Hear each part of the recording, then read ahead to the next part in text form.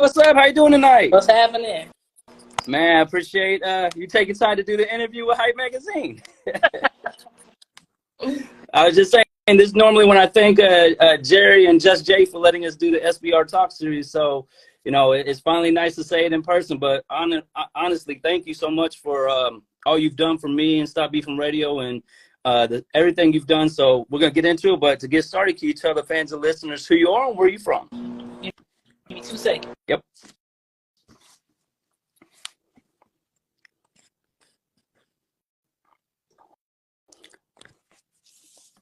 Getting to the spot, right? I was washing clothes, so I figured I'd stop so I can have some good audio. Yeah, got to be able to multitask. All day. All day. So I am Jamila Jus Jay and excited to be here getting interviewed by someone who's been knowing me the whole time. I know. I was sitting here getting ready for this interview. It's always weird when you know somebody, but we're going to highlight everything for you because I know I've seen it all, but I want to get into what made you decide you wanted to create the Hype Magazine in the first place. What was it about, you know, what you were doing that made you say, hey, I'm going to go ahead and take on, you know, this opportunity or this risk to create my own magazine? We know, well, back in the day, there was a need. You know, I started this thing in Indiana. We didn't have any music scene as far as for urban or for hip hop. You know, we had a small scene, but it wasn't major. So contribute, you know, and to bring some value to the city. Yeah, I remember the first time we connected was because of the Hype Magazine. I seen Troy Julian in the magazine. He was offering consulting and stuff like that. So I was pitching the Who Kid stuff at that time.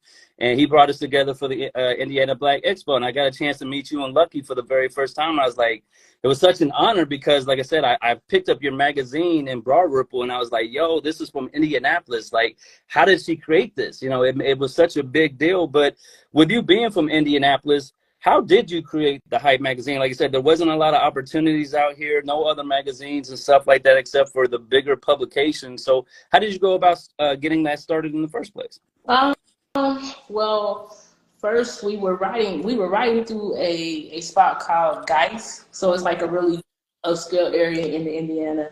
And I was like, man, it's some shiesty shit going on out here because everyone can't possibly be a doctor or a lawyer. Like, it makes sense. So I started to think, and I said, it's all about perception. So we came to the name How You Perceive Everything. My friends and I just right now, one of my former editors, we were just writing. So it was like perception. So How You Perceive Everything, I wrote it down, and it spelled hype. Yeah. Oh, dope. This works. This definitely works. So I started to create, I guess, columns to kind of contribute to that, and then it just grew. It started to, you know. And so the idea wasn't really to create a magazine from the start. You just started with an idea of doing something, and you just compounded and compounded more and more until you looked up, and like you said, you had the columns, you had the cover, and you know, it was the first magazine cover Trilogy, or was it Bob? Nope, the first cover issue was Mariah Carey, and before, and 6 hours before print, we changed it to Lil Jon and the East Side Boys. So that was our print issue. And Lil Jon wasn't really big then, but pictures of TBT had sent us were so dope. I was like, you know, let's try it, let's rock it. It worked. Well, a little bit, because India wasn't really receptive to the hood, so I used to hand the magazines back a lot. So, but I made it happen though. Now, with you being from Indianapolis, the Midwest, how did you get those industry connections? Like you said, the first one was Lil Jon, you know, and Mariah Carey. So you were definitely connected very quickly into the game. How did you get the early relationships to allow you to have those national people on the publication? You mentioned a person by the name of Lucky. Yep. Was one of the first people who had locked us in with the Grey Goose Tour. Steve Lobel, he was handling Bone Thugs and Harmony at the time. A-Ball MJG, so that was our first big break. We also dealt with a bunch of different photographers that had shot Mariah, so that was a whole different thing. So they were plugging that in. So we had an advertorial about her, like a story, but it wasn't technically an interview like Lil Jon piece was. So that's why we went that way, because I decided, you know, if we're going to do a whole print issue, I would prefer to have the words of the individual that we were talking about. It's just writing fluff pieces. Yeah. So I'm totally fluff pieces. I'm like, if we haven't talked to you or spoke to you, I really don't know you. So I don't know you enough to write about you. And I don't want to copy and paste what other people have talked about. I want to know myself. And then we'll publish. Now, you mentioned when you were first starting out how you would give the magazine to people and they would give it back to you. How did you not let that stop you? Like, a lot of entrepreneurs think that when you start something, it's always going to be a yes and it's always going to work. But like for me, it's 20 years for people to know who I am. So there's a lot of no's you got to deal with. How did you and your team stick through that? Did you see the bigger picture, or was there some type of motivation you were getting, even though they said no, but you know, you could see the light at the end? I had a bunch of nervous breakdowns. Yeah. You know, I spent a lot of money getting started, you know, and it was money because I was still very young. I was 22 years old. So it wasn't like I had millions of dollars and I had a crazy backer. You know, I had to figure it out. So imagine printing 10,000 magazines in Indianapolis. You know for sure there's only like 5 record stores. There's really no other things. We had the old school Magnificent Jolie's that always allowed us to put stuff there, but it was limited. So I went out one day, Circuit Classic Weekend. That's when I first realized they not messing with the magazine. Yeah. We got the little flatbed, ride around the city with it. You know, I'm on it. We skipped through the parade, and they're handing these things back. They're like, oh, no. And I'm like, dang, you know, how's this going to work? And it didn't work. Indiana never really, they weren't really receptive and stopped pushing it just to Indiana. So we started to go out and we started to find other locations and areas that were receptive. So it got to the point to where I had like maybe 100 or 200 stores throughout the Midwest that were in a couple of stores that we were mailing stuff out to. I started learning traditional and non-traditional marketing. So we went into the street team platform, really. I created something called a CD magazine where I had the mixtape and then the magazine on there because I was like, okay, maybe we can sell magazines with mixtapes. I mean, I did everything possible to create value and leverage for the brand just so it could stick. And a lot of stuff got thrown back in my face, but, you know, it started to work over time. Yeah. Now, it's so sad when you mention that Indianapolis, like I'm from Indianapolis as well. We mentioned Lucky from Indianapolis. Like there's a lot of legends from our market that they just don't seem to understand what we're doing. And I think it might just be because we're a little bit ahead of the time. You know what I mean? We're 10, 20 years ahead of everything. But, you know, like you said, you didn't let that stop you and you started venturing out to the other markets. What was some of the first markets you went to outside of Indianapolis? And I know you were just, like you said, street teaming. So were you just jumping in the car and traveling to these places, or did you have relationships in those first? Jumping in the vehicle, I went ahead and we had one big event and I had to hustle up 10 grand because I didn't know anything about credit and leveraging credit. Everything. So I was like, shoot, I need 10,000 because I want to get a wrap truck. I want this, I want that. So I made the 10,000. I got the wrap truck and I drove it. You know, so that hype van went everywhere. So I figured I would start within a 200-mile radius of where I was at. So I was like, okay, let me hit all these cities and these sub-cities and start connecting.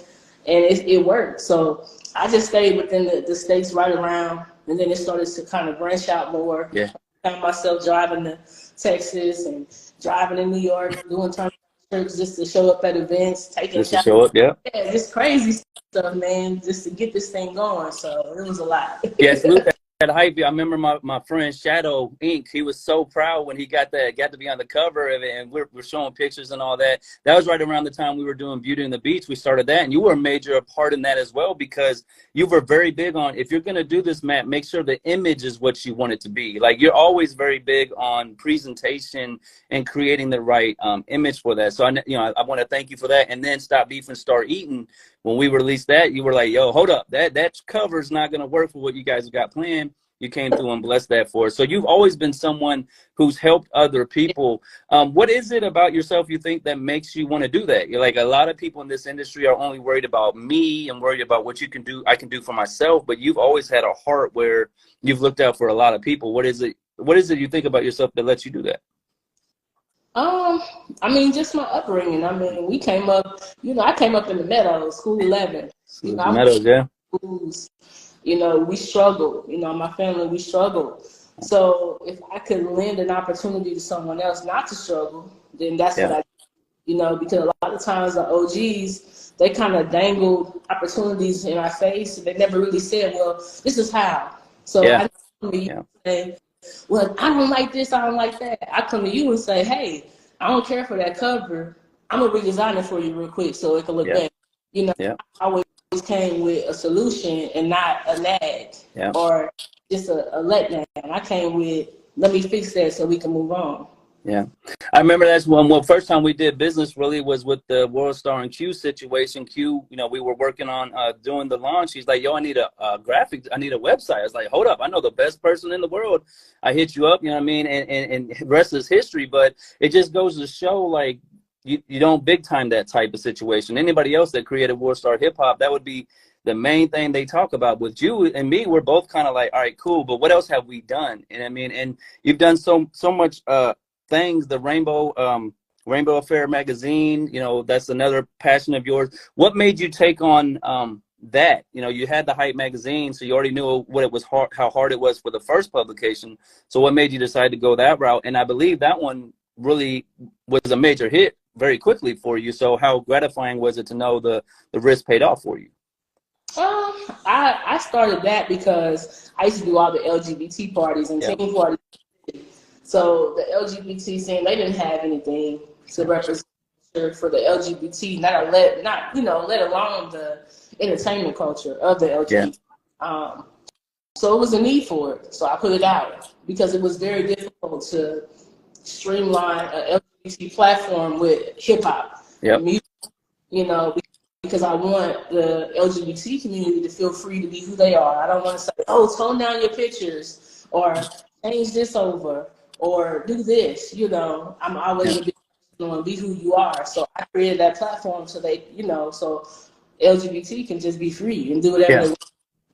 Now, how long ago, because we know now, present tense, what you're saying might seem like, oh, anybody's doing that. But when you did this, I'm talking this groundbreaking, it wasn't a lot of other avenues. How long ago was that you created Rainbow Affair? Rainbow Affair, maybe, it's the magazine itself is like 10 years in, but the brand itself was probably 15 years because we did parties. And the LGBT culture, there wasn't a culture. It wasn't even nothing to talk about. Like for the longest, I never even attached myself to LGBT. If you figured it out, you figured it out, but I wasn't gonna tell you. I remember getting dressed comfortably and then getting dressed up, like really going to meetings because I couldn't just be me. And then one day I woke up and said, fuck it, I'm just gonna be who I am, and if people mess with me, they do, and if they don't, I'm okay with it. And I mean, it's got to be satisfying for you, though, because like you said, back then, there wasn't a lot of people that would do that. But you have been able to open up that voice. And, at what it is now, it's freely spoken about. And I mean, and you and your wife, Deja Marie, are a perfect example of how to be successful in the music industry while being in a relationship. So how did you two meet? And then what was it about her that made you say, hey, this is, somebody I want to rock with and, build together the way you have? I met her at the club, and I walked up to her at the club and told her she was my wife, and she told me she didn't like girls, and I said, that's okay, we'll get married. We're here.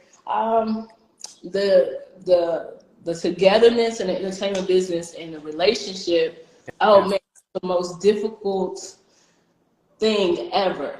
We make it look easy, but it's definitely difficult because we change all the time. In the entertainment world, your personality starts to shine. So one day you might be this person, and this day you might be this. I mean, it's like Gemini. I'm a Gemini, but the entertainment industry is a big ass Gemini, right? Everybody's trying to figure out who they are in this little pocket. So we clash sometimes, but then we always find ourselves back to some type of resolution. Yeah. You know, marriage, you Yeah. know. That's dope. And you got to have, because she's an artist, a very talented artist herself. So she understands the grind that it requires. But like you said, you guys are picking up on a Friday night, driving to Chicago just for, you know, a quick turnaround. And then I know personally, you're kind of like, where is Jamelia at now? Because you started in Atlanta, then you went to Indy, then you went to LA, then you went to Vegas. Next, you're going to be in Europe. Like, it's like a constant moving process. So at least you have a partner that is in the same grind as you. Like, what's some of the cool things you've been able to experience because you guys are able to be as flexible with where you're located at, or being able to move? I know you just came from Rolling Loud and a lot of dope stuff. So, but from your point of view, what's some of the cool things you've been able to experience as a couple, because you were able to be on the fly like that, be able to move quickly and not, you know? We just do whatever we want to do. I mean, we've been out to the islands, put us out on press trips. We've done that. We stay on the road. We do a lot, you know. I can't. It's so much, you know. It's a lot. Yeah, and I know you're in Vegas now. How exciting is it to be? I understand that's somewhere you've wanted to be for a while, so now you've been there a little bit. How exciting is it to see from not a tourist point of view, but now you live there, so you're really starting to figure out the same. I know you see possibilities and a lot of opportunities for you, but you know, how's that experience been so far? I love it in Vegas, but we can't stay here. It hit a 17. I was like, whoa. Yep. It's 117. It's 120 degrees. Like, yeah. Woo. So coming from Indiana where it's below 20. Yeah. Vegas is 117. You know, and plus we miss Atlanta. You know, so we'll get back there. But in order to really open up a market, we have to and build. You know, we're gonna probably stop through Texas next and just chill out. We just doing whatever before we just doing it. Now, but it's 117 all week next week. I'm just saying that there's a reason it says the Vegas doesn't sleep. It's because you can't do anything until like dark time. Anytime else you got. But you used to do the overnight parties in the mall, so I could see you doing that again. Like, all right, so I gotta be. It's too hot to be out here during the day. Yeah. Come mess with the hype overnight and have some dope stuff. With the moves and stuff like that, like you said, you're trying to set up a lot of foundations. Like, you're targeting that very strategically right now. What are some of the markets you're going for, and what has you amped or has you more energized to go and really tackle getting into these markets the way you are? Because it's more deliberate, I think, right now with how you're moving. Right. Well, right now I just launched our influencers network. Yes. So we 140 influencers coming on board. Our whole thing is hyping the streets. We're going back to our ground roots. I tried to initiate maybe a local hype in this market, different markets. That kind of didn't work. I've been trying things, but this influencer is dope because now I'm putting the power back into the people's hands. Yep. Meaning you're controlling your market. You're in Indiana. I'm in Vegas. I don't know what's going on in Indiana every day. You do. So it's on you to tell me what's hot in Indiana. It's on you to say, this is some great talent, because a lot of people, they will never get seen ever without a major budget. And, we try to, we do advertorial stuff where we're like, pay to play, but we're probably one of the only media outlets that haven't hit everybody over so much. We're like, you're dope, we're covering you, I think when you do, you have to be that way for your cosign to matter. Like, if you're just charging to be in the magazine or on the Stop Beefing Radio or radio station, then it takes away from the fact we said we like you. We think you're dope. You know what I mean? And because you guys don't do that, we don't do that, it adds power to every time we put somebody on the platform or every time we say this is the next person, because people know we're not getting paid to do that. It's just generally we've watched them or seen something about them, and we're endorsing them because the Hype magazine, the endorsement means a lot. Like, you've spoke to me a few times about when we post something, the Google Analytics are so powerful because of the infrastructure you have that you go to the top every time. Like, so, how is it? How are you putting together the team? Like, I like I love the influencers. You got Essence, you got D-Rock, you got DJ Alamo I just seen. So what is the strategy behind the influencers, and what are you looking for from the future people you're going to be announcing? You want the good sounding of it, or you want the real? Which one? I want the real. Only way you can give it. I pick influencers that fuck with me. I love it. Yes. You know, that really respect what I've done, and they really want to help people. That's the type of influencers. I didn't go for the people who have 40 million followers and all of that. Who cares? I went for the people who are really out in the streets, who really know talent, and who really care about talent at the same time. You know, it's a thing. So our influencers are really engaged. They really go to events. They really boost to the ground.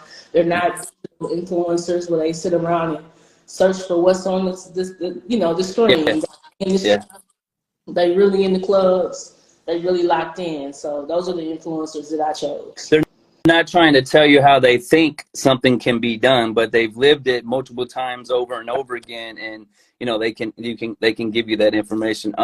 Now, like I said, I seen Essence family and D-Rock in Indiana, so you've got a very good core going so far. Is that going to be something after you build that team where we're going to be doing pop-ups in their cities, or anything you can let us know about more? I know you're always a big picture person, so it's not just adding these influencers. What's some of the things we can expect with the hype to actually activate or get all these things moving forward for you?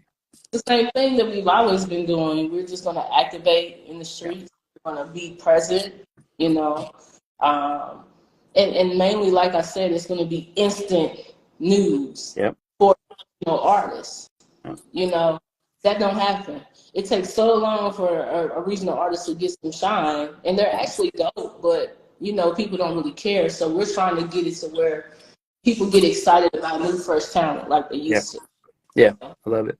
And not the gossip or who shot Johnny and why, but some real shit. Yeah, we don't want none of the clickbait over here. We just want real content. Do people understand from your point of view, because you've seen it all ways, how much it really takes to break us just one song for an artist, and then let alone break an artist? But do they have a real life understanding of what it takes? Because they all think they can throw a bag and now you're #1 on the Billboard. But for me, I know it's a lot more. But from your point of view, do you think they understand it? No, I don't think they understand how much work it entails. Yeah. I don't think that they realize how much work it's like, especially for artists. I don't even think they care at this point because they're just handed opportunities anyway. Yeah. So sometimes they don't realize it's a combination of things. And it's really people like us that make it possible for them to actually level up. If we don't talk about them, they don't exist. Yeah. So we make them hot, and they forget to come back and really show and show the support that they should to keep these things sustained. So a lot of media outlets are coded because nobody come back and support them, Yeah. Now you're right. A lot of media outlets have died when COVID happened, but me and you both flourished because we're the digital side of the industry. We were always there. Just now they trying to figure out what to do, and we're the masters of it, like the social media game, content game, posting, and all that. So you kind of brought us into our backfield. And I remember you have this tagline that I love so much: "I'm the connect everyone needs." Like, you really are. There's nothing you can't do, Jay. So if an artist or somebody hits you up and said, "Hey, I want to have a consulting with you," what kind of stuff should they be bringing to the table before they reach out? Because I know you get called all the time, or people say, "Hey, yo, I got this great idea." I'm done with artists because they're the most appreciative people I've ever met in my life, because they feel like their talent precedes your 21 years or 50 years of connections that they do not have. They don't understand that a normal person going to charge you $10,000, $15,000, $20,000 just to talk to you. Yeah. I don't ever want to work with artists again. Never. Okay. So it's gonna be a lot. But I wanted to rewind to something you said. That's not the only reason that we made it. Okay. We made it actually can run and operate our businesses. Yeah. We're hands-on with our companies. Yeah. It didn't depend on a sales team or staff or all these people. We actually can run and operate our business. That's how we were taught. Yeah. It's more conservative, it's more hands-on. And when they say like the South is a certain way, you know what I'm saying? Well, the North is a certain way too. Where we come from, it's very streamlined, it's very corporate. So when we go sit down and talk to people, it's crazy, but we talk because that's how we were taught. Yeah. You can't do any type of business in Indiana. It's straight corporate. Yeah, period. that is fact. Yeah. I always find it funny because people look at me like, white, so you should be able to go talk to those corporate people. Like, do you know who I am? Like, do you hear how I talk? Like, no, I mean, you know, just don't understand. But I appreciate too, like, you know, that about us though. It's unapologetic, just who we are. We ain't trying to impress no one. We're not trying to make people feel any kind of way about it. It's just we're gonna be workers and, you know, do stuff. You did a 30-day self-challenge that I really loved, like where you were taking time out of your day to help give people strategies and stuff like that. How was the response for that? And then is there any plans for you to do that again in the future, you know, for more people to take advantage of it? Because I definitely think it's a great thing you were providing. Yeah, we haven't stopped. I do it every Tuesday at 6. Okay. I've missed maybe 2 days because of holidays. Mm-hmm. Been very consistent. It's all about it's self-esteem and entrepreneurship, basically. Yeah. My book is called Ignite Your Life. So 30-day challenge is really based around what I've been able to do for the last 21 years. And that's changed the narrative in any way, business-wise, in 30 days. Yeah. So I'm on a 30-day change. So everything about hype is about to change. Okay. I wouldn't say that I've pretty much put myself in that situation where I'm like, okay, day one, change this, fix this, move this, do this. Yeah. You know, kind of process like a robot. It's really weird. I need to get a life. But at the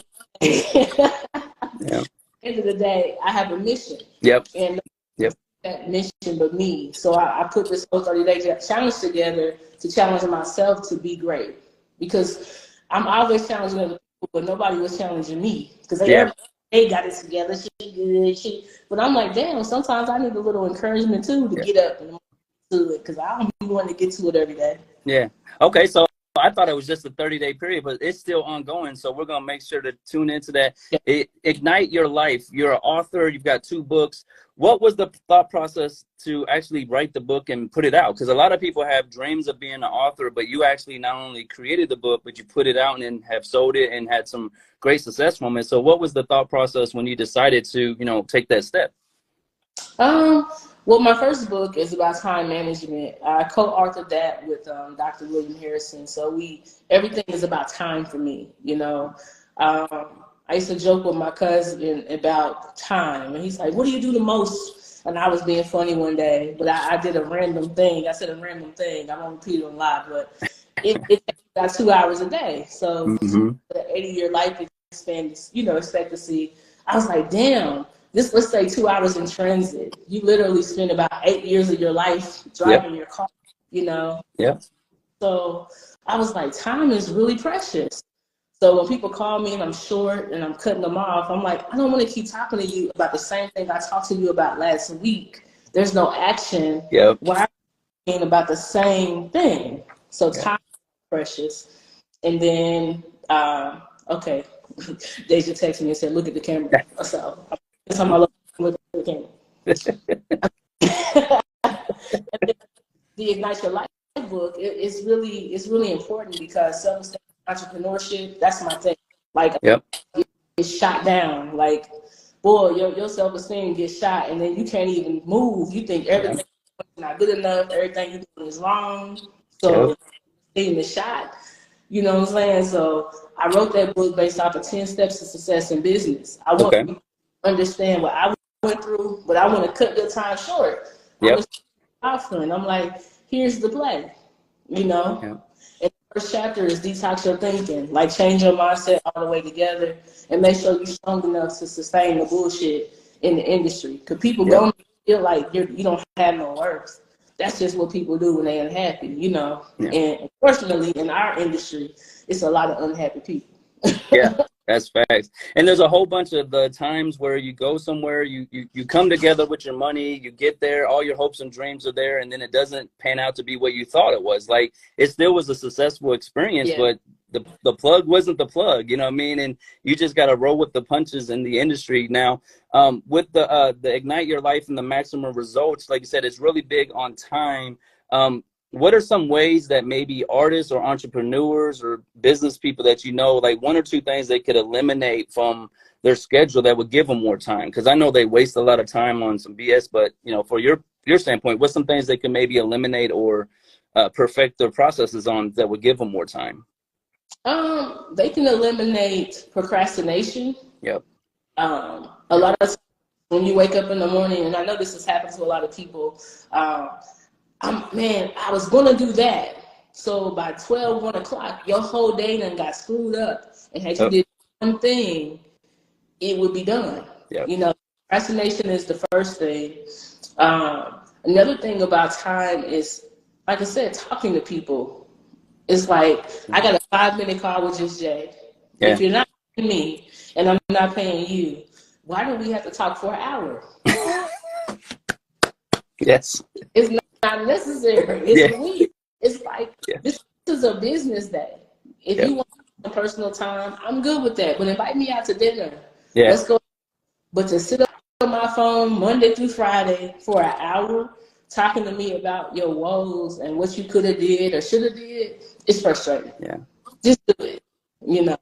And I pride myself in that, Jay. I don't call you that. I don't call Court. I don't call Sincere. Like anybody who's joined Stop Beef from Radio recently, I'm not calling you every day trying to figure out what we can do to get stuff done. We're just putting stuff together. And when we're making these calls to you guys, it's because something big is on the, happened already. Like a lot of people, they want to get stagnant by waiting on other people to do stuff. But me and you both, like, we take the lead and go with it. But you have a very strong team behind you. So I want to highlight a few of them. Jerry Dobie, like, how did you guys meet up, and what was it about him that you really knew that he was going to be a vital addition to the hype and, help?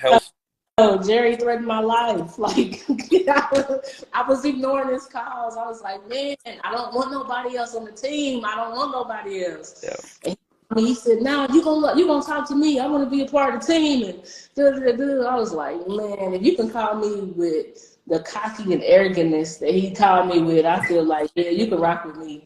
Come on, you crazy, because I was in a mind frame where I didn't want to bring nobody else in on the team, and then came along. I got Keith, which they call him Double O at home. Yep. He's been with me the whole time, like my rider, my right hand, 21 years. I think Vonzel's on the live. Vonzel, he's housing and running the Hype Kingdom. That's our division. We got the Rainbow Affair, Diamond. He's the editor-in-chief over there. I mean, I got a cool team. Yeah. I mean, but I handpick my squad, and then I help my squad be strong. Yep. So that's powerful. I think one thing you do very well, Jerry told me this too, and it's true for me as well. Like, he didn't want to be an interviewer. He didn't want to be a writer, but it was the opportunity you presented him. Like, I was behind the scenes, and then you said, hey, you want to do lives through the hype? And I was like, well, I can get Kim folk. You're like, all right, well, let's do it. And I'm like, you know what? Let's try it out. And here we are 2.5 years later. And force you into this life because I'm Nah, and shout out to Mad Dog, my brother. He connected us and said, hey, you guys should start working together. And it's been great. Like, for me, it's been a really great experience just to have these conversations with people. And then now that you and Sincere and Court are around, we're starting to get the bigger names now. So, it's very exciting. How is it from your viewpoint, though? Like, this is a perfect time for, constructive criticism or anything. Like, what could we do differently? Or how do you like the talk series so far? No, I love it. The goal for me when I called you was to pull you out of your shell. Because you and I were a part of history. Like you were talking about World Star. People don't know. You called me. You said, I need you to build this World Star site. I was like, cool. You were a big part of change with the music industry, just like I was. And a lot of people do that. And I'm like, it's time for you to come out, show your face, and be seen. Yeah. And to do it then with your family, and we your family. So that's why we're doing this, and it's actually fun. I like what you're doing. It's exciting. It's not dry. Conversation. So I love it. Appreciate it. Now I know there's a lot more stuff coming on the way. We've got the Midwest Industry Conference you're a part of, the Hype is a part of in Chicago. What is that event? And I see it's also going down in a couple other markets. So like what's these events you're doing with the seminar? I'll give you the breakdown of what we have going on. So we have another business that we've launched. It's called Maverick Global Distribution. Yes, love it. Adrian, he is the founder. Well, he's the head of tech, but he's one of the founders with the Maverick that I brought to the team. We partnered in with Come Clean, which is chill, and he has the grassroots tour. So we pretty much combine forces to Okay. put, you know. So once again, you know, shout out to Adrian, another part of the team, but he's been a big part of bringing all this tech stuff to the table. Oh, Deja, you putting all these good quotes on here. I'm smiling and stuff in the middle and stuff, you know. But so we're doing this whole 10-city tour, grassroots marketing, Hip Hop Alliance is backing it. So it's going to be a really good educational piece. The Midwest Music Conference, that's in Chicago. That's a one-day event, so we'll be there doing that. It's okay. two conferences going on that we're involved with. Then we got the conference in Memphis. Yep, it's in the Memphis. Yep. Bringing us out to actually present, you know, this whole Ignite Your Life, you know, wealthy living lifestyle. My business partner with the Wealthy Being is on here tomorrow. He has a company as well. He's really dope, and I believe that he's going to change the narrative on how we see finance. Okay. Yeah. I'm just waiting for him to break out. He's coming out of his shell and doing his thing too. We're getting everything together. But yeah, you are my biggest cheerleader.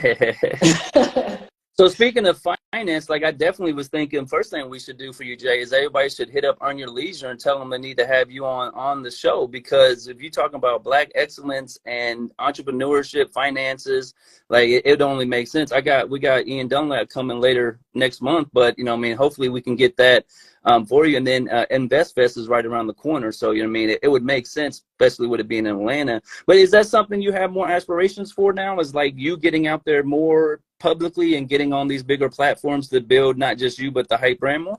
Dude, this is the most uncomfortable. I'm uncomfortable doing this. So this is the most I've talked probably in the whole time I'm doing hype in the last couple of years. I really never, you know, I was just silent. You see me, I'm in the background somewhere on my laptop. So all this is new to me, you know. Okay. But I felt like if I didn't start talking, that a lot of us would just be left in the wind. Yeah. You know. So me talking is like I have to at this point to get us to the next level. Yep. You know, when I'm saying us, I mean all the people in my network. It's kind of like a stronghold kind of. And it's like, well, wait a minute. We are the service providers. We the people that made it possible for y'all to look good. Yeah. But they're still holding everybody at bay. So I'm like, okay. So I done came through and kicked in some doors, and a lot of our team and a lot of our people have now taken position, which makes it easier for us to sustain.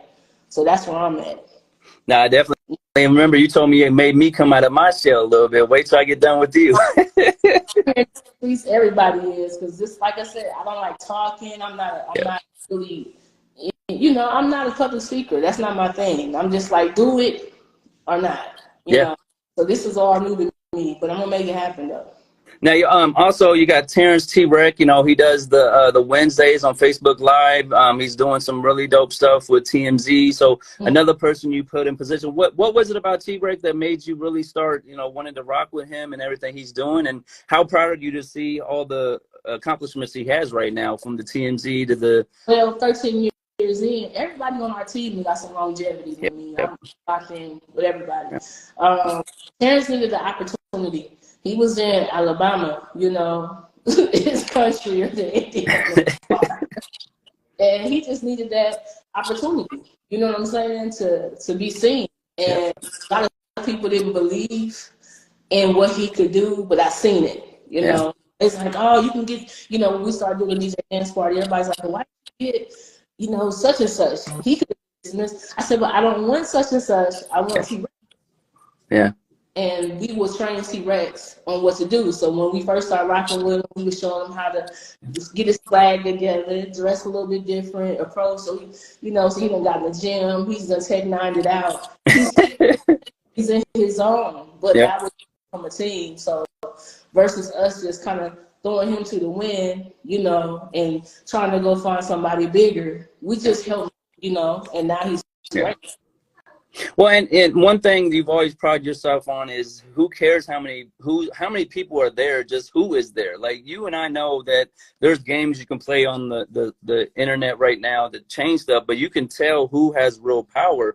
And, you know, you look at T-Rex's lives and he's might have started out early on, but look where he is now. TMZ's, he's getting guest appearances. So like you're building people. They don't know who I am for Adam and Eve, but because the hype, now Stop Beefing Radio, Money Match getting a little bit known out there. So you keep giving us. You are. They call me and say, well, who's the white boy in the line? I said, that's Matt. Yeah. But that's the thing. It's like, but you know what? Don't let that discourage you because we get a lot of viewers. They don't like, they don't share, they don't comment. Yeah. But they'll call me and they'll say, oh, congratulations, sis, on this. And then I go back and look and I'm like, you didn't comment or share. How do you know? What's going on? So, you know, when you don't think you're doing big stuff, you are. Yeah. People are acknowledging more than what you know.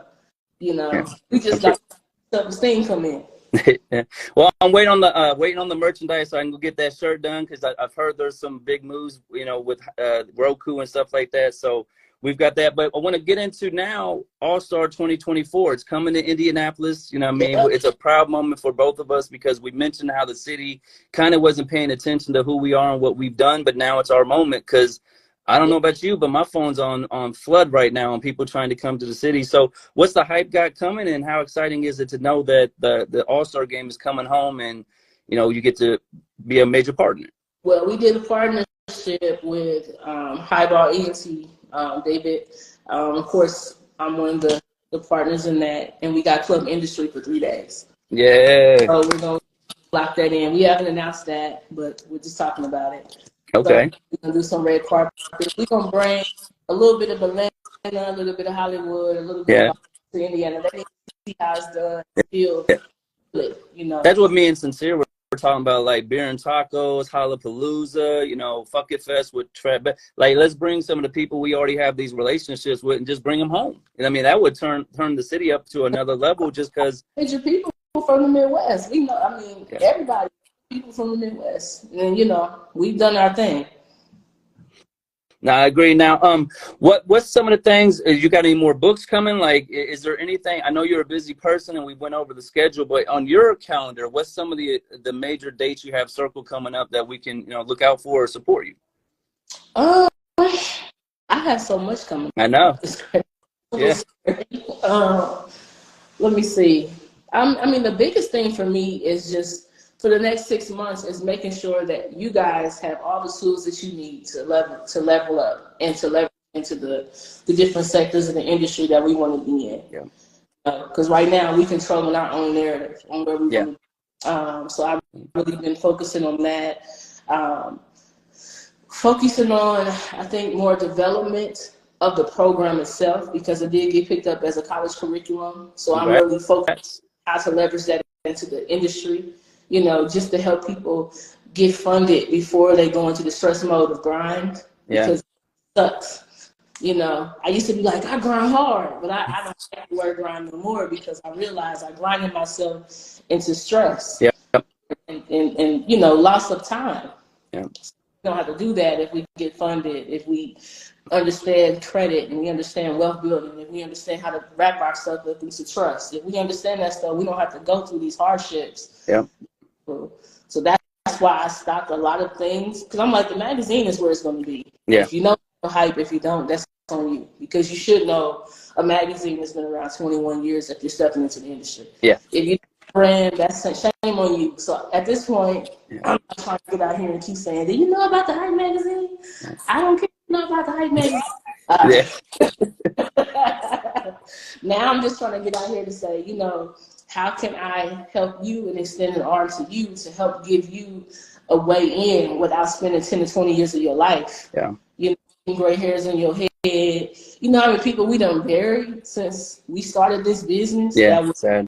They self out about this, or they went out and killed each other for an opportunity to get into the industry.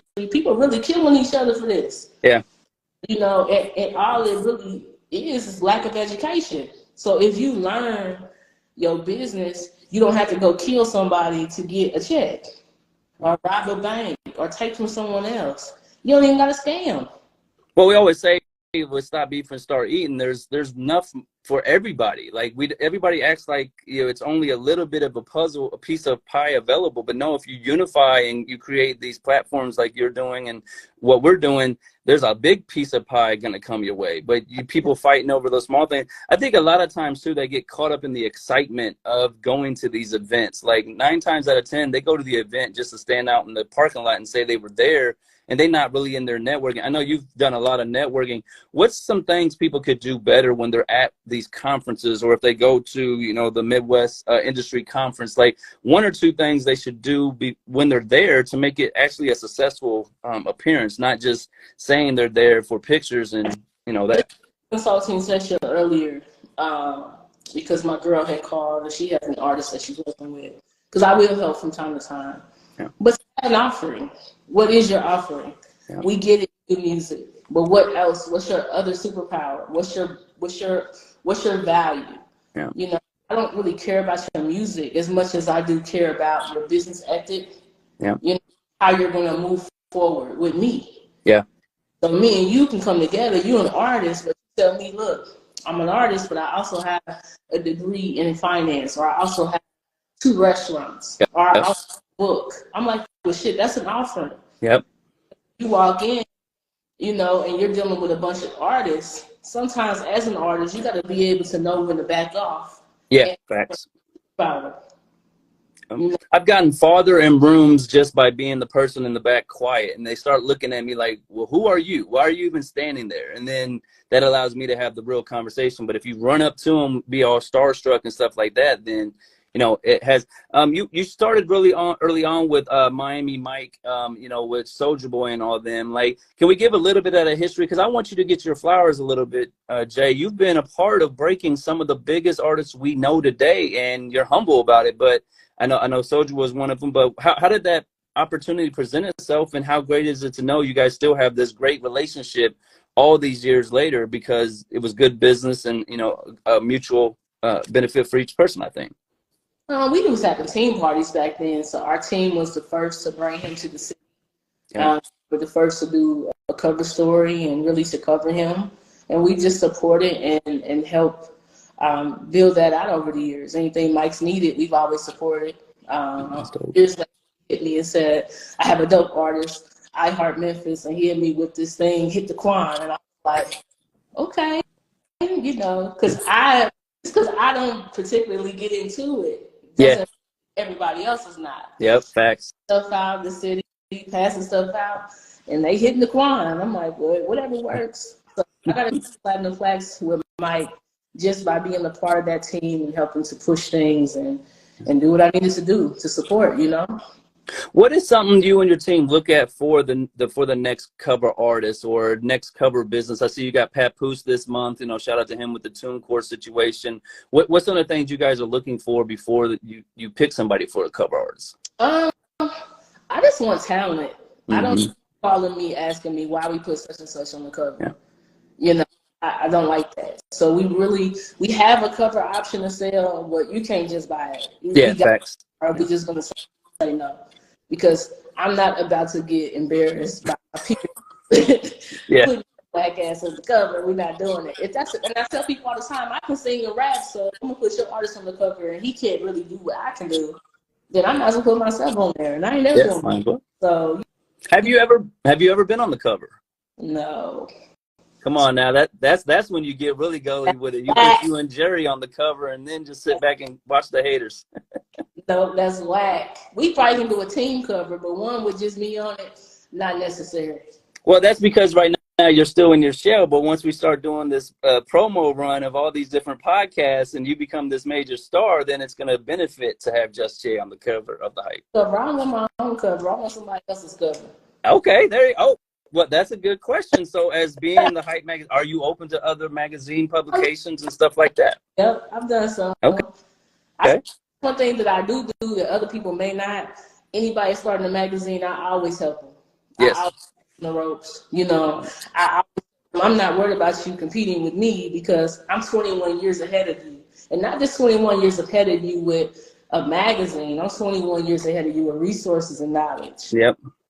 I help everybody I can. Yep, you do. I remember we had conversation about Midwest League. Shout out to Ladina. You know, there's some conversation about hype and Midwest. Now I'm like, nah, let's do it. Let's combine shit. And you're like, cool. Like I don't have no issue in the first place. So, you know, I think sometimes people just because people are distant, they don't understand that they still show love to the city. They still want us to win. Like you do everything you can to help Indiana. Anytime I send somebody, you're not like, yo, why is this person gonna be here? Like, nah, I like them too. And we just get to, you know, keep putting our city. Deja says she needs to be on the cover too, so maybe that's the issue that breaks everything. But tell you, like, but she's been on some cover feature stories before. But she, you know, even with her being my wife, I feel like she earned when she found on there is because she had a dope ass record and she has a movement going on now. You know, so we just don't put stuff up there for shine. You know, because it's you the same Deja on every cover and me on every cover. That's not how it works. You know, look at talent. So it's real heavy. And she brings a lot of the new talent to us. Like, she be on there researching, check this person out, check this artist, check this out. You know, shout out to Deja, my wife. But she is a big part of a lot of the talent that gets their shine in the magazine. Because she is. She does that. Now, what do you look for? I know we're coming to the end, but I want to, get this out. What are you looking for from potential writers or contributors for the hype? Let's say I've mentioned Sincere a few times. She's my family. Like, there's different people out there that I think would be a valuable addition to what you guys are doing and what we're doing. What kind of stuff are you looking for from them? And, you know, how would they best present their interest in being added to the team or finding out what that process is? We're not looking for anybody. If someone's on the team, they have to come through someone on the team. Like, you officially have to tell me, Jay, this person is dope, boom, boom, boom. If they haven't already been with us, we good. We So no new friends, basically. Because we have, like I said, when I'm talking about the people who I've been around, and I know people, we have longevity. We have years. Years in this, not yesterday. I didn't meet you 2 weeks ago. We trying to I'm good, and that's probably why a lot of people feel the way they do too about me, is because I'm not guarded. I'm just still hood. And not good with you. I prefer to keep shit straight with the folks I mess with for real. And if you want to get to know me, get to know me. Don't get to know hype. Yeah, facts. You know what I'm saying? Get to know me as a person, not hype. Don't get to know hype. Because that's not going to get you anywhere. Because hype is we people, you know. So I care about your life. I care about your family. Thanks. Like when we first started out, I remember walking to your offices. I remember I was walking down Keystone one time and you and Deja picked me up because you're like, why are you on the street right now? Like, we have a real relationship. And I think you can say that for everybody who's a part of hype. And that's what makes us so strong, is we are family. Like Deja just said, I root for Summer. I root for T-Rec. I root for Jerry. I root for you the same way you guys are rooting for me. And then in the end, we just become even more powerful because we're just getting more and more opportunities and more relationships. I know you're getting big into the consulting of businesses, so we'll end with that. There's a new process or new opportunity you're giving businesses. Can you get a little bit into that? And what are you looking for a business before they reach out to you on that? Which one? Which one? The year opportunity for consulting of businesses and having you help with that. On a yearly membership, it's really hard for artists to really afford to be a part of a marketing agency. So we put together a yearly membership. It comes out to like $830 a month, you know. Yeah. And we really are your media and marketing support system to kind of help you get to where you need to go. Yeah. So it saves you a lot of time. It also saves you who's shicing you, who's this and that. Because me, I'm an accountable person. So if I refer you, I'm accountable for that relationship. Yep. And so if I lock you in, then I'm going to make sure that relationship is solid. I'm going to make sure that people do what they say. Or if I have to fix it, then it's not going to be a good situation, because I've had to fix people's mess too. Yep. So 9 times out of 10, when I refer people or I help people build, I'm locking them in with people who have longevity in the business. Yep. Yeah. But I don't know what it is about the business, bro, but people really, they get excited about the people who talk like this. And they get so excited about that. And I'm like, I watch this stuff every day, and I'm like, this person cannot help you. Yeah. But but it sounds good, Yeah. but they can't really help you. So for us, it's like, here's an offering. It doesn't take you out your financial heaven, and we can help you build true, real relationships, get some value, build your name, build your worth. You know, brand name is key, and that's it. You know, we're not trying to sell anything. Matter of fact, we don't sell. Like, you know, if Yeah. you see something, it's definitely not people from our team. We don't Yeah, I was know. gonna say that's what I've seen a lot of is other people selling the hype. How'd you feel the first time you saw somebody tell? Because they've happened to me as well. Like, yo, I can put you on the hype, and you're like, oh, yeah, okay. Tell me how. Do that before. Man, I can get you in the Hype magazine. I'm like, for real? You can't. I've had somebody to hand me a Hype business card before. You Yeah. know, so it's sad. I tell people, if you purchase something from a third party, I get a hair up my ass every once in the blue moon, and I just delete stuff because it's not supposed to be there. Yeah. The whack article is misspelled. The picture quality sucks. I'm gonna delete it. Yeah. You know, so if you're paying for something from me, I'm gonna make sure you got the right picture. Yeah. We're gonna make sure your story's dope. Yeah. We're not just gonna put a janky promoter post up for you. You know what I'm saying? So if you're paying third party people to be on the site, it's never gonna stick because I'm gonna.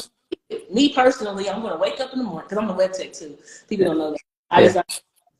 So I'm gonna get up and say, delete, delete, delete. And it's not because people didn't pay, because I got a lot of people that didn't pay. Yeah. I got a lot of people who we rock with because they're great. You feel me? Yeah. But I hate articles. I hate paid articles that are whack. Yeah. So yeah, they should stop paying third party people. But yeah, we don't solicit. I think it's tacky.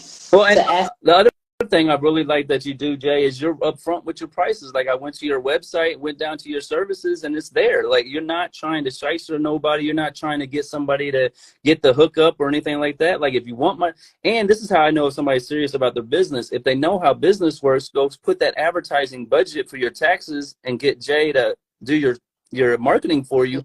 It's a tax write-off. So you're really not going to lose any money if you understand how to do your business. And I'm sure Jay's got tax people that can help you with that too if you need it. But why don't business people or entrepreneurs and artists understand that all the money they would spend for marketing, promotion, advertising, it's a write-off. So it's not even like something they're missing out on if they understand how to do business the right way.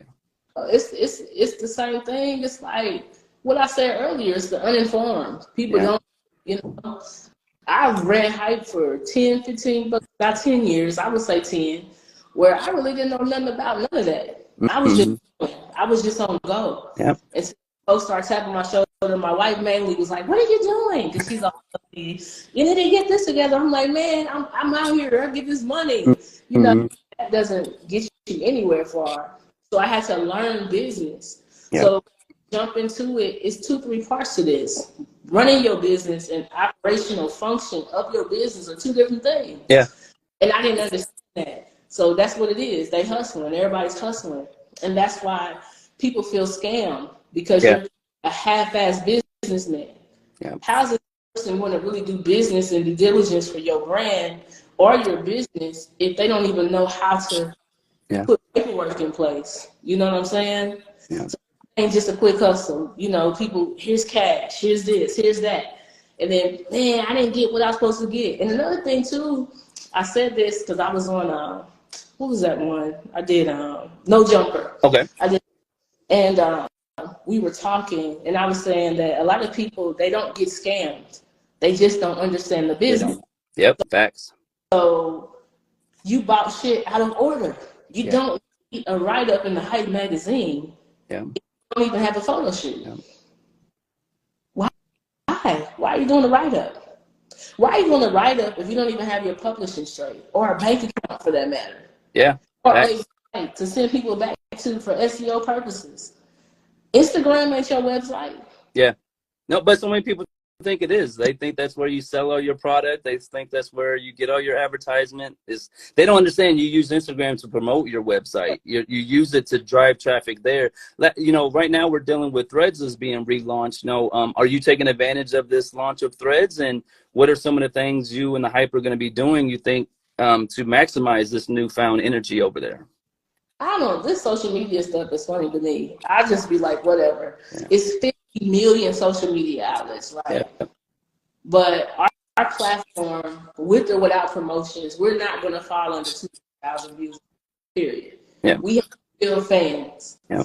We who care. Yeah. You know, social media is a distraction for business owners because you spend more time trying to be on social media, which they getting paid for. Yeah. Instagram, Twitter, Threads, everybody. When you sit on their platform all day, who you think get money? They get it.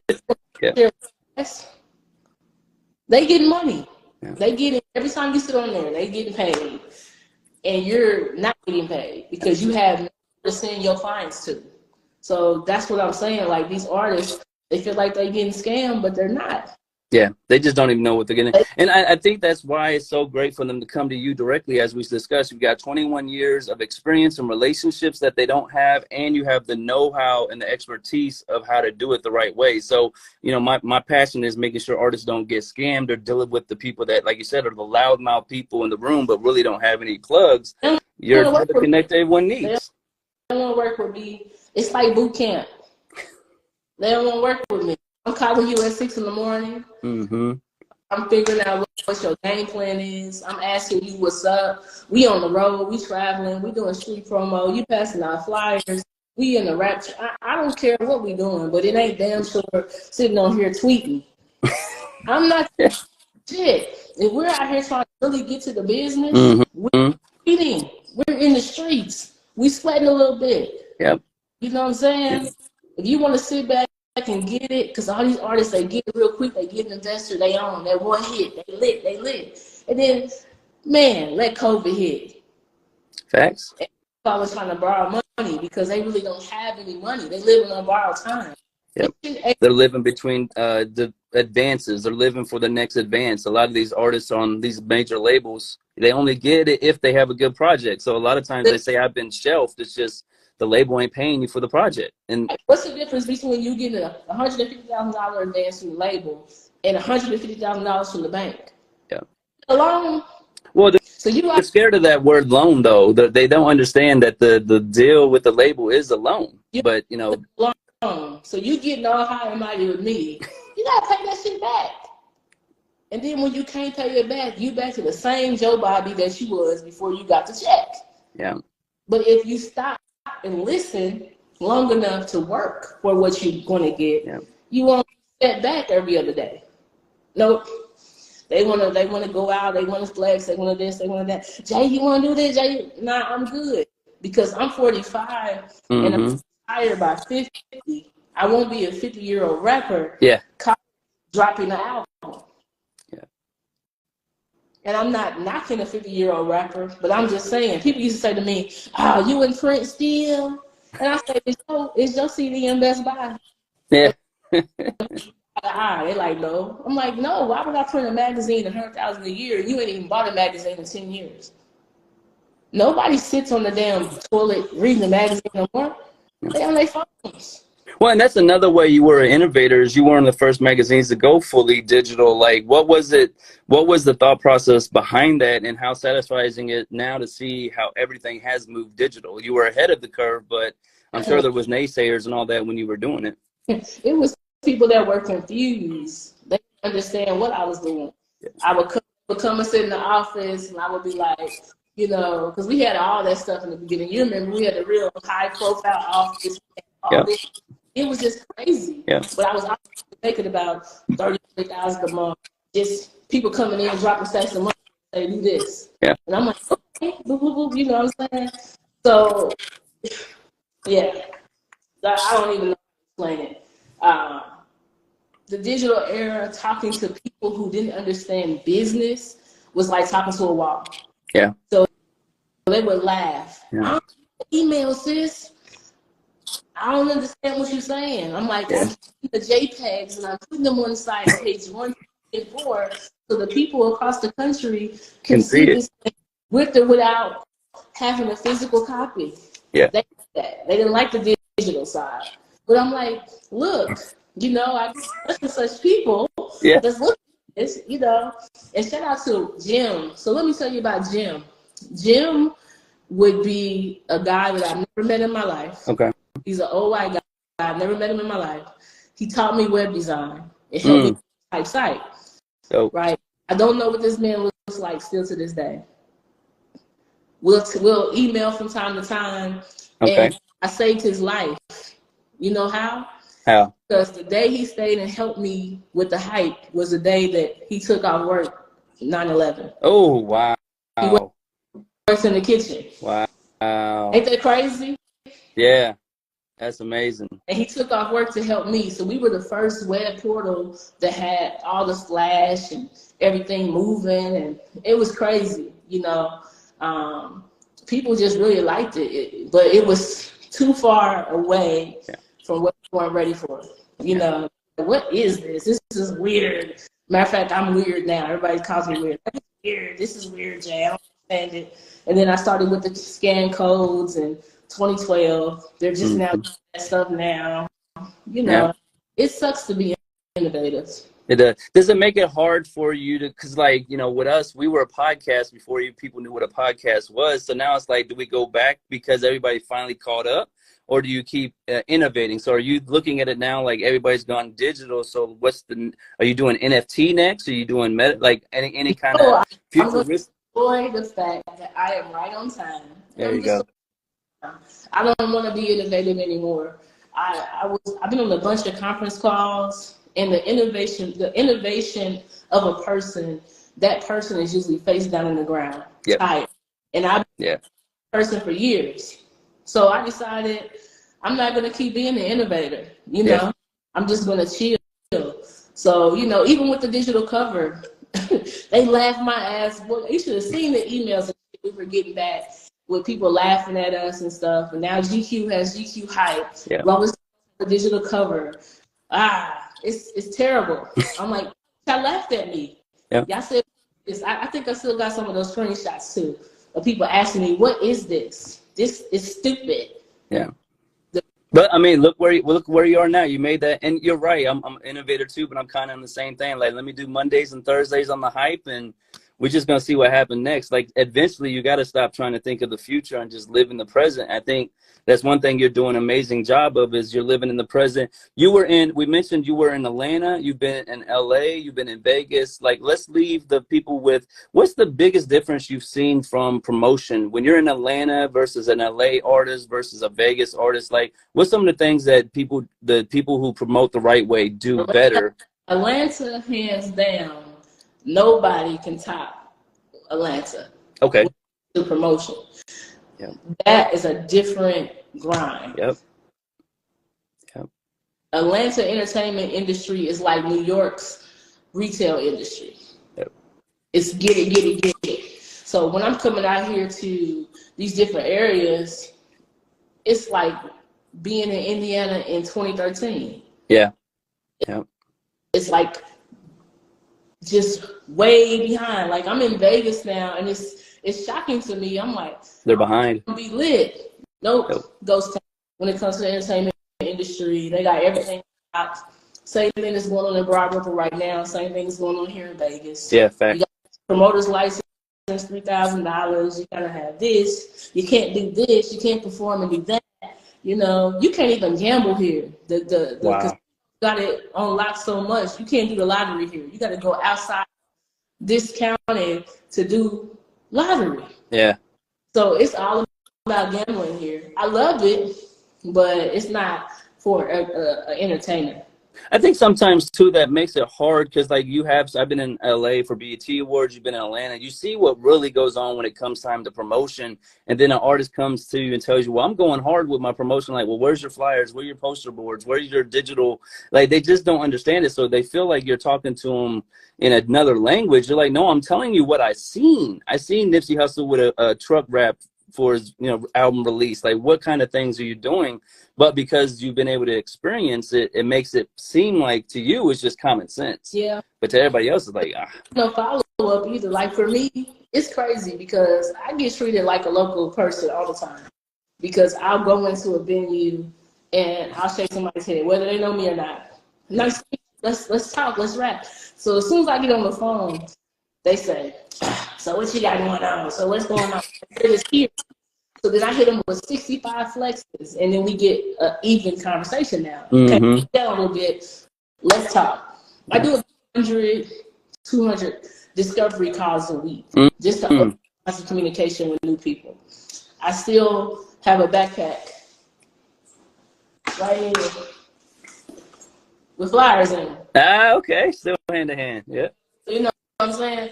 Because I'm out here moving around. So I'm still politicking. I'm still connecting with people just like I did 20 years ago. So this is what happens on why artists don't want to do it. Because they pee on you to death. Yeah. Since you passing out the flyers and you're promoting your business, they pee on you to death. They're looking at you like you're less than because you're promoting. Yep. You know what I'm saying? Yeah, facts. I've seen it. Yep. That's why they go back into, just give me a bottle. I ain't about to do all that because I don't want to look. What do you mean you don't want to look? But that's how society has made this thing happen. Yep. For me, I don't give a shit. Don't fuck with me because I got a flyer in my hand. Yeah. You miss, not me. Yeah. You know how many people that chased me on the street, finding out who I was when I left? And like, oh, you were this? I should have hollered that you were. Yeah. Yeah. Yeah. I had a guy come into the office in Atlanta, and I was mopping the floors. I had on just street clothes, and he's like, so, yeah, I came here to meet with the owner of the Hype magazine. I said, for real? He said, you know, when he gonna be back? I said, oh, let me see. He gonna be for lunch. Yeah. So he sat out there, chilled. We had this thing called the We Mix. So I ended up running home, showering, coming back. This dude's still sitting here. Okay. I came back to the food, and everybody, Jay. He was like, man, I'm so sorry. He couldn't even be mad. He had to apologize because you came and chunked me off like I was the janitor. Yep. But I am the janitor. This is my area. It's your stuff. Yeah. I'm the janitor. I'm the assistant.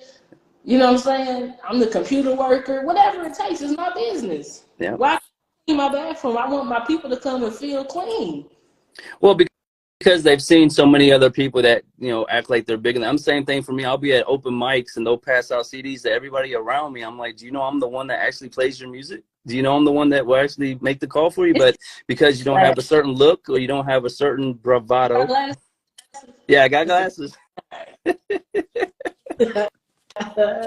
Well, I know you're very busy, so I'm not going to take too much more of your time, but any shout outs you want to give, this is your platform, of course. So, you know, it's only right you shout out your team or whoever you want to before we get out of here. Man, well, I have so much of a team, so I just say shout out to the whole Hype family. It's a lot of us, definitely. You know, definitely shout out to my wife because she always comical and holding it down. Yes. But, you know, shout out to you guys too. We'll stop beefing. This relationship is just long overdue. Yeah.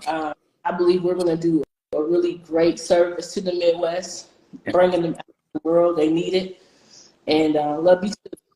And it's just a lot. I mean, there's so many things to be thankful for. The main thing is just the people that God had put me around. You feel me? Yeah. Yeah, I always say God has a vision for everything that's going. There's no reason I have you, Court Digga, and Sincere helping me right now with what my vision is. Like it's bigger than that.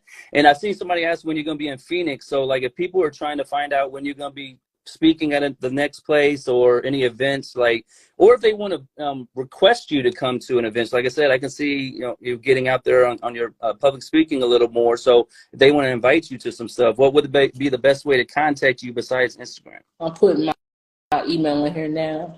Jay Kelly says, sister, brother. Now, you know what? Jay Kelly, he's another prime example of somebody who I was around when he started. And he's managing Sukihana, you know.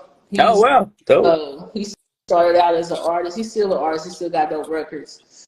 But, you know, that's 10 years. Yeah. You know, I got a lot of people on here that's just family and longevity. I'm telling you, bro, that's what's going to get us to the next level.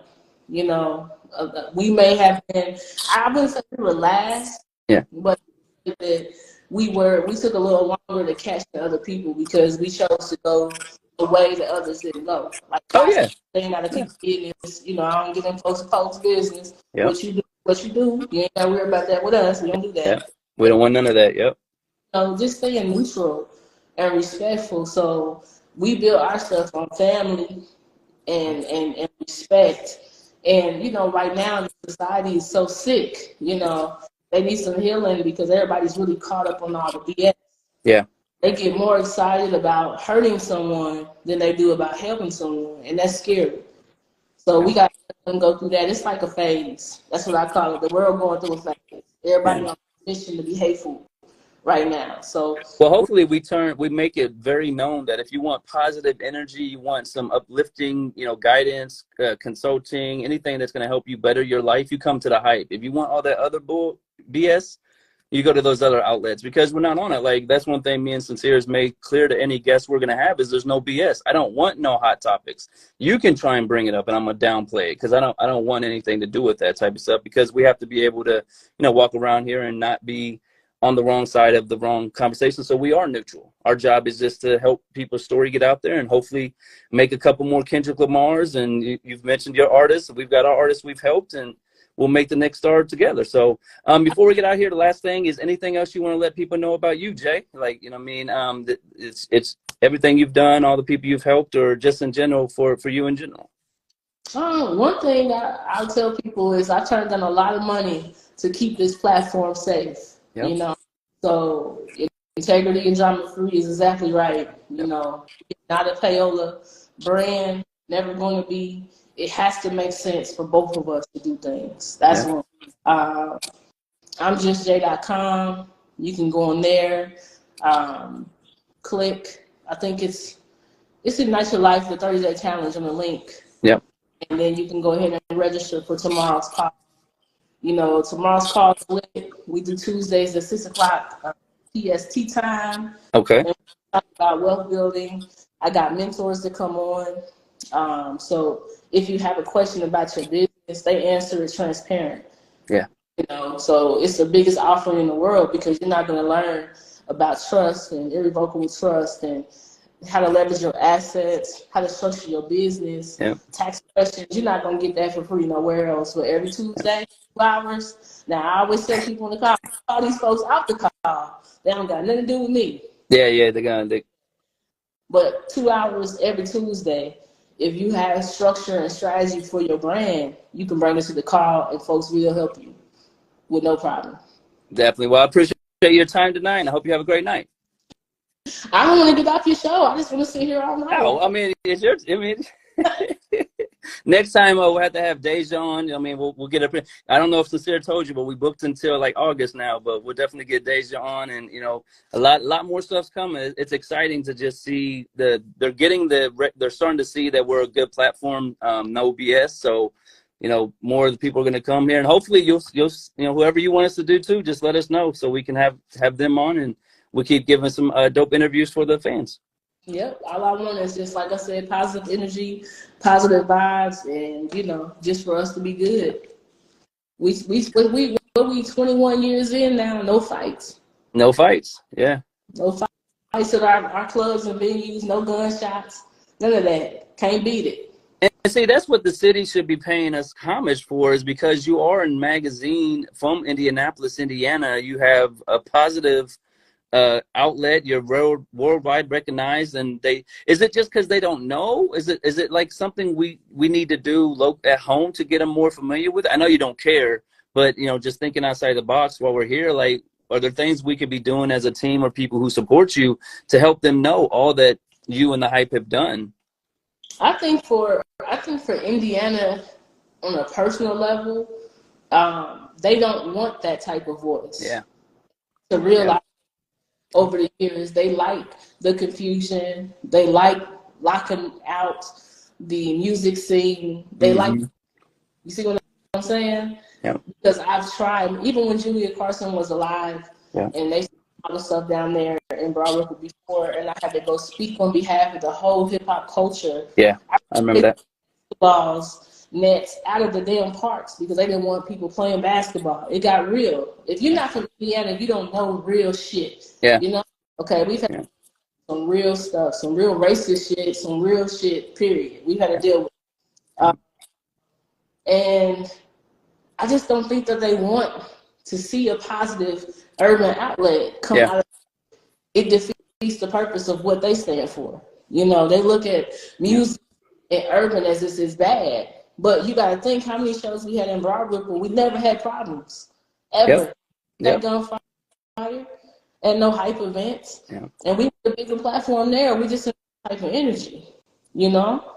So when people come to our parties, it's a culture, and it's a respect for me as well as Jay. They not my party and do no shenanigans. We do take y'all back at our shit because we still handle it the other way, right?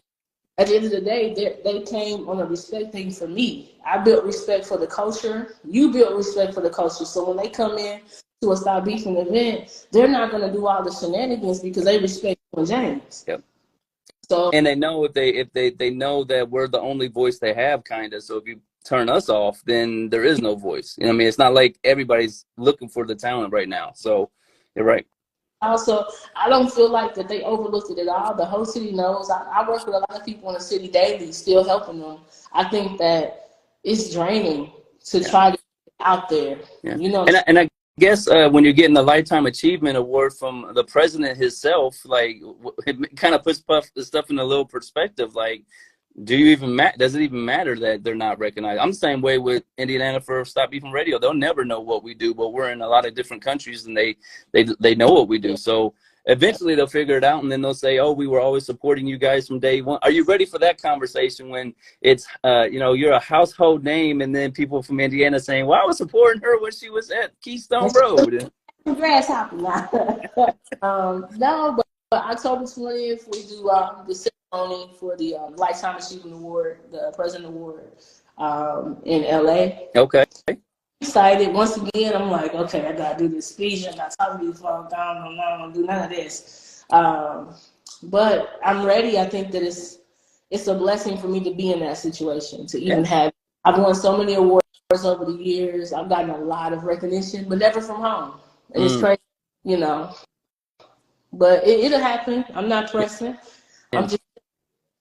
We're gonna make it where it's undeniable eventually. You know what I mean? They're gonna see everything we're doing as a unit and be like, okay, we gotta just let them in. Like, you can only keep people away for so long, and then if we blessed to get one of our artists to be the major artist we know they will be, it's gonna be the Hype and Stop Beefing Radio that does it. So, you know, in all due time. But I love that we're both just keeping to put our city on the back and giving more opportunities to people who want it. And one last person I wanted to highlight is Chris Robinson. I see he does a lot of on live locations. He just came from the Dave East with Def Jam. Like, how did you guys link up, and how exciting is it to have a young, energized person like him who's really out here still in the scene and getting all these different appearances in, because he's getting some great experiences.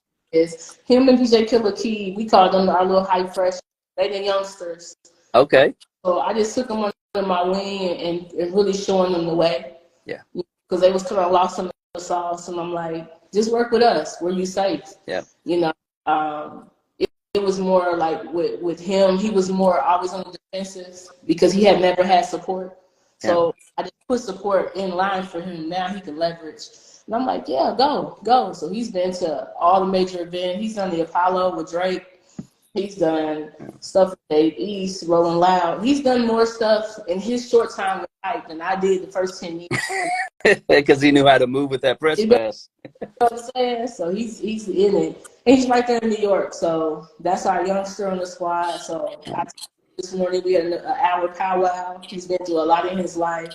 And it's just the opportunity, you know? I love the energy he's bringing, and you just said it right there. When you give somebody an opportunity, they're either gonna fail at it or they're gonna succeed. And you're getting a lot of people that are succeeding because you're giving opportunities to the forgotten people, the people everybody else looked away from. There's no excuses. Like, everybody thinks I'm a hard ass. I know my wife does too, but I'm like really, really stuck on the fact that no one gave this to me. I had to keep a lot of doors. I had to cry a lot of nights, and I had to sacrifice a lot of opportunities for this. Yeah. So here I'm saying, hey, you got to kick doors down too. I can't be the only one kicking these. Everybody got to kick a door. And if we are out kicking doors, it opens up. Then we got to educate. That's what's going to make us win in Indiana, is when I come back to put this platform in place and educate the people how to level up and have financial power. Do you know we can't even get a bank account in Indiana when we was there? No. Wow. How from the entertainment side, they don't do that type of stuff. Yeah. What do you mean that type of stuff? Entertainment rules the world. What do you mean?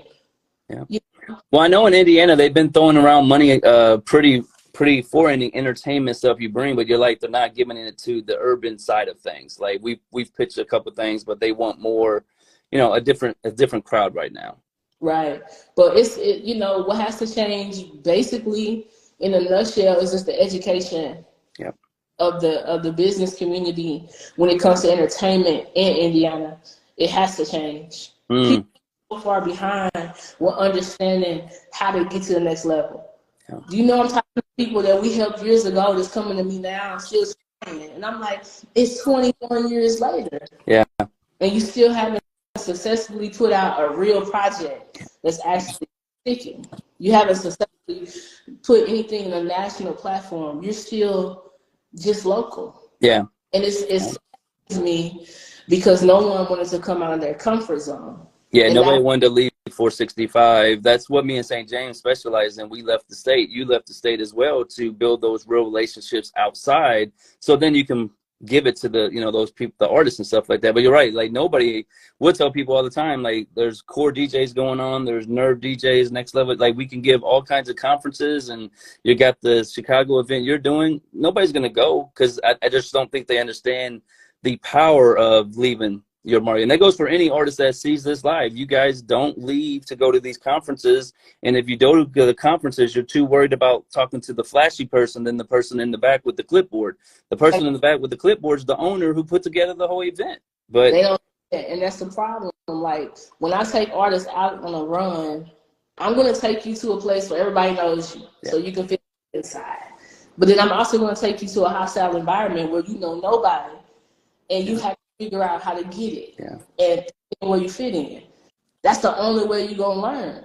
You know what I'm saying? So even with me, I always tell the team, I used to tell Jerry this all the time when he first started with us, when because we started doing South by Southwest in the beginning. So I say, Jerry, if you go into a room and you see people wave and leave. Yeah. Do not stay there. Yeah. It's no stay around people that make you feel high. It's an ego thing. You like, man, just feeling you in there getting it. You in there getting it. You feeling good. But what about people who don't know? That's where you need to be. You need people who kissing your ass. That's easy. Yeah. So, I think that's the worst feeling for an artist I've seen is when they leave their immediate circle and go across the street and nobody knows who they are. And they're like, but I was just across the street and I was a star, but you can't even get in the club over here because your fan base is only your niche market. Yeah. Yeah. So when I walk Deja into a club venue, everybody that comes around me, they don't like the way I do with Deja. They always feel like she should be sitting there waiting for a bottle. No, when we get in the club, she hit the DJ booth, she passing out them flyers. She's saying, because even if she don't break as an artist, she's still gonna break. Yeah. She's still known. Yeah. She still got fans. It don't matter if her record ain't broke over here. She's still a socialite. She's still a value to the community. Yep. You know what I'm saying? So she can do other things. And that's what these other artists aren't understanding. Everybody is not going to make it as an artist. But if you want to be into the entertainment business, create value. Yep. So I work 5,000 people with my phone. I get 10,000 emails a day. And people be mad at me. The girl hit me. She was like, I inboxed you a year ago. I'm like, oh, and what we talking about? Because if you hit me last year, you need me this year. Yeah. And if you don't, with that too. I couldn't get to your email. Yeah. I'm up here in messages. Everybody wants to talk. Yep. It's crazy, but this is the hands we were dealt, and we're gonna execute with flying colors. Yeah. And I think the next 6 months. Do we have a release for Deja? Does she have a release coming up or anything we can support her for on our end, like anything dropping or anything like that? Deja, do you want to text your big news or you want to keep it? What you want to do? Let's see if she responds. Deja, do you want to tell your big news or you want to keep it to yourself? She got some major news. Okay. See, I knew to ask something like that. I figured she had something in the. Oh, the top news. I'm trying to see if she jumps on. Nope. Wow. She got picked up for Playboy. Congratulations. So that was huge. That's a huge market share. Yeah, that's a different kind of fan base there for you. You know, that's my idol, Hugh Hefner. Mm-hmm. At 90% brand, 10% magazine. Yeah. I always remember that, and that's why hype is a brand first. Yep. Magazine second. But yeah, she got that opportunity, so she's just been in mode of doing that. Still writing music. We got a lot of opportunities here. Janie Jennings is here. Okay. Salute, Janie. To really build a culture here. Yeah. And Janie's artist that she's over is the girl Fendi that just dropped out with Cardi. Oh, okay. So that's who they're pushing. So it's a lot of great things in the works. It's just a lot. It's so hard to kind of explain. But as you can see, it looks like I'm in it, but I've been off the grid for like 5 months restructuring the whole brand. Okay. Getting everything ready. Yeah. Because I think September, what are we in, July? We're in July, yeah. So August 1st is my last day of doing this, and I'll be completely done. So I've revamped the whole back end of the site, launching out our influencer pages, changing this up, doing this, doing that, to make sure that we can sustain for the next 10 years. Yeah. Because I hadn't upgraded the brand in the last 5, and we can get ready for the next 10.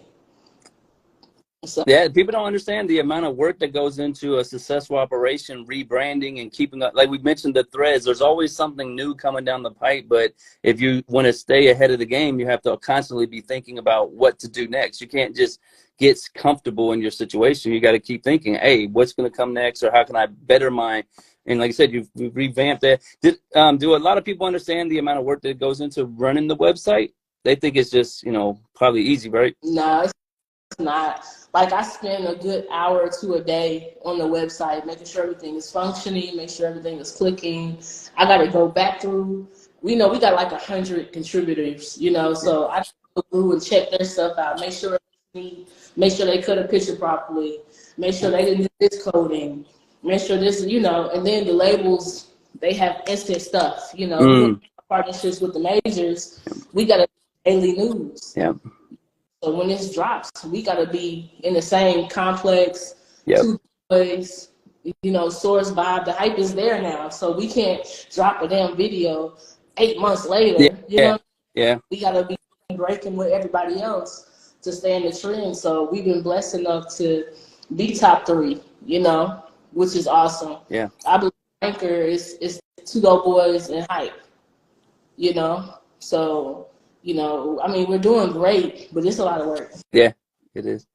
Well, like I said, I appreciate your time tonight. I'm going to go ahead and let you get off here so you can go celebrate Deja's accomplishment. And we'll all hashtag Playboy in the interview so they can all get it. But I'm really happy for you guys, both of you. You both deserve it. And I see you moving around a lot, so more opportunities are coming. So I appreciate your time tonight. I appreciate you too.